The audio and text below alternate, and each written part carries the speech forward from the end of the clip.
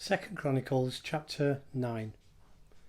When the Queen of Sheba heard of Solomon's fame, she came to Jerusalem to test him with hard questions. Arriving with a great caravan with camels carrying spices, large quantities of gold and precious stones, she came to Solomon and talked with him about all she had on her mind. Solomon answered all her questions. Nothing was too hard for him to explain to her. When the Queen of Sheba saw the wisdom of Solomon, as well as the palace he had built, the food on his table, the seating of his officials, the attending servants in their robes, the cupbearers in their robes, and the burnt offerings he made at the temple of the Lord, she was overwhelmed. She said to the king, "The report I heard in my own country about your achievements and your wisdom is true. But I did not believe what they said until I came and saw with my own eyes. Indeed, not even half the greatness of your wisdom was told to me. You have far exceeded the report I heard.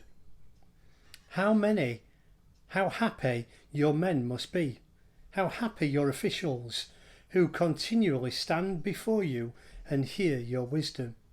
Praise be to the Lord your God, who has delighted in you and placed you on his throne as king to rule for the Lord your God. Because of the love of your God for Israel and his desire to uphold them forever, he has made you king over them to maintain justice and righteousness." Then she gave the king 120 talents of gold, large quantities of spices and precious stones. There had never been such spices as those the Queen of Sheba gave to King Solomon. The men of Hiram and the men of Solomon brought gold from Ophir.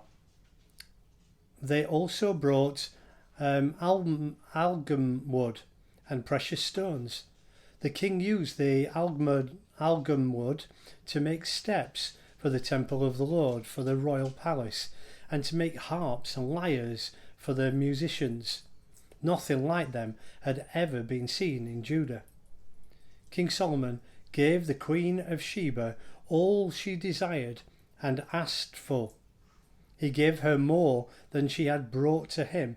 Then she left and returned with her routine to her own country.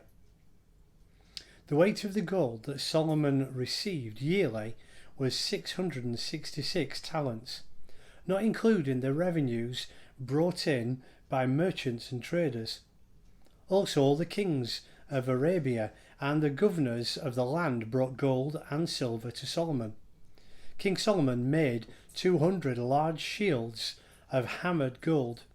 600 beakers of hammered gold went into each shield. He also made 300 small shields of hammered gold, with 300 beakers of gold in each shield. The king put them in the palace of the forest of Lebanon. Then the king made a great throne inlaid with ivory and overlaid with pure gold. The throne had 6 steps, and a footstool of gold was attached to it. On both sides of the seat were armrests, with a lion standing beside each of them. 12 lions stood on the 6 steps, one at either end of each step. Neither like it had ever been made for any other kingdom. All King Solomon's goblets were gold, and all the household articles in the palace of the forest of Lebanon were pure gold. Nothing was made of silver, because silver was considered of little value in Solomon's day. The king had a fleet of trading ships manned by Hiram's men. Once every 3 years it returned, carrying gold, silver, and ivory, and apes and baboons. King Solomon was greater in riches and wisdom than all the other kings of the earth. All the kings of the earth sought audience with Solomon to hear the wisdom God had put in his heart. Year after year, everyone who came brought a gift, articles of silver and gold, and robes weapons and spices and horses and mules. Solomon had 4,000 stalls for horses and chariots, and 12,000 horses, which he kept in the chariot cities and also with him in Jerusalem. He ruled over all the kingdoms from the river to the land of the Philistines, as far as the border of Egypt. The king made silver as common in Jerusalem as stones, and cedar as plentiful as sycamore fig trees in the foothills. Solomon's horses were imported from Egypt and from all other countries. As for the other events of Solomon's reign, from beginning to end, are they not written in the records of Nathan the prophet, in the prophecy of Ahijah the Shilonite, and in the visions of Iddo the seer concerning Jeroboam son of Nebat?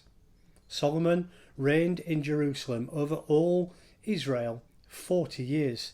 Then he rested with his fathers and was buried in the city of David his father, and Rehoboam his son succeeded him as king.